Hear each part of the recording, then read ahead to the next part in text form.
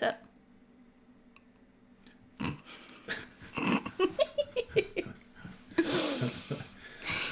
Well, this is a different flavor. I'm gonna try with a little What? help from my friend. What am I doing? True. Well, here we are on YouTube. Getting a little whelp from our friends. I forgot to say that on the last one. Yeah, except I'm your daughter, not your friend. A little whelp from our daughter. I mean, my daughter. And we're going a little different direction on this particular video because in this one, Natalie, who is in her second year of musical theater program, Yep. Natalie is going to introduce me a little bit to that world of musical theater. It's certainly like way outside my like normal music that I listen to. I wouldn't say it's outside my comfort zone because it's not like it's like, oh, I can't watch that. But it's definitely something that I wouldn't like go and like actively look up. As opposed to me, whose Spotify Wrapped, my number one genre was show tunes this year. And then I also, within that, one of the other genres was Hollywood, which is also show tunes. And then I think there was another one that also counts as show tunes, but I can't remember what it was. I think my fourth genre was like Broadway. It just said Broadway. So this is a show tune that we're going to watch. Technically, yes, because Okay. it's from a Broadway show. Can you tell me what a show tune means? What does that mean? Question. I mean, show tunes just basically means like it's a song from like a musical or a Song from Broadway a show. Yeah. So people who quite I often wouldn't guess that from the title of it. I know, it's so vague. Okay. But yeah, like it definitely shows from like Broadway cast albums, Broadway cast recordings. Those are show tunes where you get into kind of where you get into like why my Spotify Wrapped has like 3 different versions of show tunes. Hollywood usually means that it's like from a movie musical, like a song from like La La Land or like Greatest Showman or something. Those ones are kind of on the line because they're for a musical, but they weren't really a show on Broadway. They're not from like a Broadway cast recording. They're from a movie. Gotcha. Similar to like that Lady Gaga song Shallow. That one is on the line because it's from a movie. That one even is less so because it wasn't necessarily a movie musical. But it crosses over because it was also in a musical, which is very similar. Not a musical. It was in a movie, which is similar to theater, quite similar. So yeah. Okay, well, what are we watching today? So this is a show I haven't actually ever seen, but it's it's from A Gentleman's Guide to Love and Murder, and it's a Tony performance, and I came across it when I was starting to kind of get into like musical theater. I would watch Tony performances on YouTube, and I came across this one, didn't know any context for the show, but it was just so entertaining, and the energy was so good that I just loved it. And so what I kind of know about the show is there's murder in it. No. There's like a rich family, and this guy, I think he's trying to like kill off all of his relatives so that he can inherit something. But one of his cousins wants to marry him, I think. It's very confusing. I don't actually know this show very well, but this performance is good. Okay. Well, that was a good intro. That piques my interest. Yeah. And then there will be like a little intro of this guy who's introducing the show at the Tony Awards. I don't know how interesting it is because I always skip over it when I watch the video. Oh, but, okay. Well, if it's not interesting, I'll skip over it too. Cool. Okay. All right. That was a good intro. So here we go, watching some guy at the Tony Awards. A Gentleman's Guide to Love and Murder. Yeah. It's 3 people, actually. Okay. Oh, the song is called I've Decided to Marry You. I am proud to stand among the dull-witted of Broadway.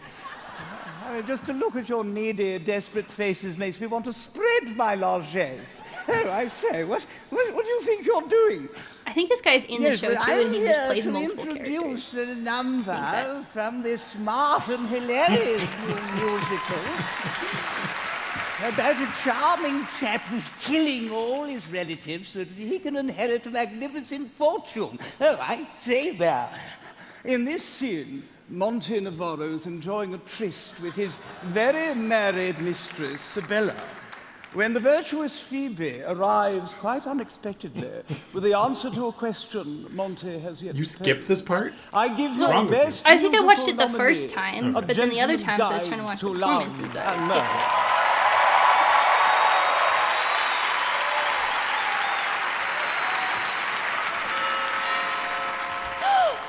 Who could that be? I haven't the foggiest. Quick, go into the bedroom. Shut the door. Be very still.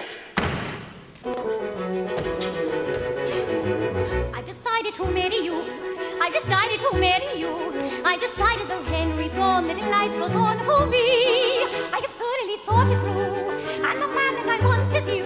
Though it's true there are quite a few who strongly disagree. Nonetheless, I will marry you. I confess that I'm frightened too, but unless I am wrong, you long for love as much as I. This is quite unconventional, I admit, but why should that matter a whit? And if you do not say yes at once, I think I'll die. Miss Dicewith, you've rendered me speechless. May I call you Phoebe?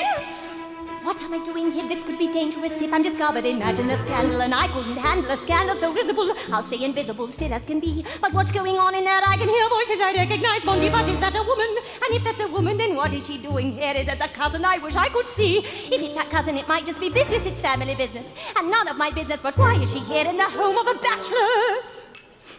Of course, one could point out that I'm here as well, but does she not realize this situation puts her reputation severely in question? The merest suggestion could cause a sensation, and I cannot hear, which is hell. Oh, not to marry you. I could go home. I'll be scorned if I marry you. I should go. Still, I've decided to live my life and be a wife again. To believe that my life is actually on. After grieving right quickly, he makes me laugh. There is nothing can bend or will like half the steel man. And there's goodness to spare in you. Isn't this fun? And the gentleness there in you. Isn't she done? You have taken a wounded bride and taught her how to fly. This is quite unconventional, is it not? Rather a turn in the plot. And so will I be your fiancé. Why don't you send the cow away? Phoebe, darling. When I behold this day, I think I'll cry. Go! What was that? What was what? That sound. Is there someone here? Oh, pay no attention. That's my new manservant. He's just finding his way around. I'll be with you in a moment. Wadsworth! Isn't this madness? Who could foresee how one trick of timing could ruin it all? One in the parlor, one in the bedroom, nothing between them but me and a wall. Look at Phoebe, noble and pious, my esteem for only grows. But when I am with Phoebe, I am on fire, thinking of Sibella, full of desire, passion, and dare I say it, love. But when I'm with Sibella, whom do I admire? None but Phoebe, perfect and lovely. Who wouldn't love her, heaven knows. Round and round and round it goes. How happy I'd be to be at your disposal. My darling, of course I accept your proposal. Now we shall kiss. That would be bliss. Darling, but first I'll say this. I decided to marry you. Phoebe. I decided to marry you. What I hate Sibella. to I forward for and set me free. And there's Sibella. Yes, I'd be honored to marry you. Monty, Phoebe, look what you've done to me. Monty, Phoebe. Monty, Wadsworth. Monty. Grateful indeed for your gracious bestowment. Yes, Wadsworth, I told you. Be just a moment. I now should go, but I still want to marry you. Even so. I decided to marry you. Just go. How I'm longing to marry you. Yes, I'm delighted to marry you, yes, you must go.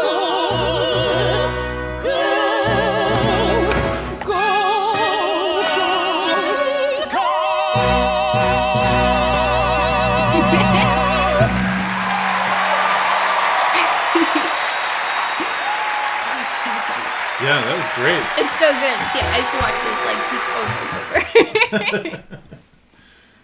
Okay, Oh, just a second. yep. All right. Yeah, that was really cool. Yes, I enjoyed that. I love it. Tell me about what you like about that, and then I'll. tell you what I think, yeah. So it's a really good patter song. So a patter song, quite often Stephen Sondheim writes them, but he didn't write this one. But a patter song is when it's like the rhythm is very similar to speech and it goes very like the words come very quickly. So they're going like it's that. Yes, that's called a patter song, as opposed to like songs where like the words get sung out on long notes, like a ballad, similar. Okay, that's the technical reason. Yes. Tell me why you like it. Nobody cares about. Well, some people do, but like. I care. I don't. Well, it's funny. It plays the comedy of it very well. Like it's just. Even though it's like that typical like scenario that gets put in like everything where it's like, oh, this guy and he has 2 mistresses, but like they're 2 very well realized female characters as well. Like they have their own kind of like things, and then just like the way that it's played so well, where you can like, I don't know, I can't put it into words very well, but I also love. The costumes are so cool. I love the costumes, like the 2 different... I love the colors of the dresses. And then the way that they work with the doors, where they're going back and forth, and like when the doors are closed versus when the doors are open, and how they're closing the doors is really well done. Yeah. It's a good set designer. And this is just at the Tony Awards. And also, I love this performance because like I watched this performance and then I went and like listened to the cast album, and I was like, I like the sound and the feeling I get from the performance better than I do when I'm listening to the cast album, which doesn't often happen. Right. Like it happens, it does happen, but like it's not as common.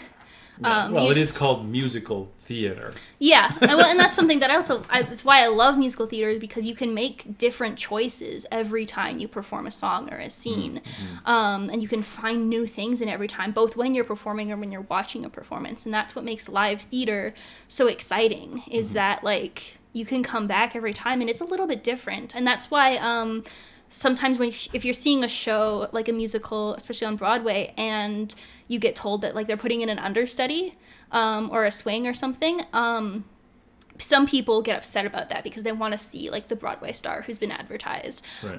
But the energy in a show when an understudy gets put in is completely different, because they're playing with somebody who's making different choices, who's reacting differently, and especially in shows that maybe have been running for a long time, it can bring them like back to life really quickly. It's really cool. Okay, you're starting to gush. So, I am. I just wanted to say what I liked about this was just I love the timing of everything. That just felt incredible, and the humor. Obviously, they pulled off great humorous, like the whole like keeping his girlfriend separate and trying to like organize that, and and obviously the songs, and it's very Well done. they're operatic. Yeah. So yeah, this is actually like an operetta style. I just made up the word and I thought. No, operetta is it's like a mini opera, so they're more closer to musicals. They were popular in like the 1920s. Okay. Kind of. Then they were typically like this romantic story, and they were sung in like an operatic kind of style. But they were more closer to musicals because they had more of like a plot and stuff like that. So I think The Phantom of the Opera is considered an operetta, but I don't actually know. Don't quote me on that. I won't. But yeah, so this is more of an operatic style, which is not... The funny thing is that this is not a style that I really sing in, because I struggle to sing in my head voice. I'm better at it, but I struggle to sing in it, and I don't like singing in it. But this is a show where, like, you can see the Phoebe, the one in the blue dress, she's, like, a soprano, whereas Bella, the one in the pink dress, she's more of, like, a mezzo-soprano or an alto. But they're both still singing in head voice because it's more of an operatic style. So Bella's just singing in a lower register, but still in her head voice. And those words meant nothing to you. No, it didn't. So if anyone's watching this still, you will probably, maybe you already know all that stuff, and you're like keeping up with Natalie. I was lost at operatic. Yeah. Well, that was great. I really enjoyed the performance, and Natalie's around with us for the holidays, so it means we'll probably see more of these kinds of things. We'll probably see a few other performances. Yes, I'll try and do less operatic performances. No, No. don't get me wrong. I enjoyed that immensely. No, it was good. Almost made me want to go look up some more, but we'll save that for another time. Well, that was that thing you told me at the beginning. I can't remember what it's called. What? A Gentleman's Guide to Love and Murder. I've decided to marry you. I just... off the top of my head. Yeah. And we'll see you on the next one.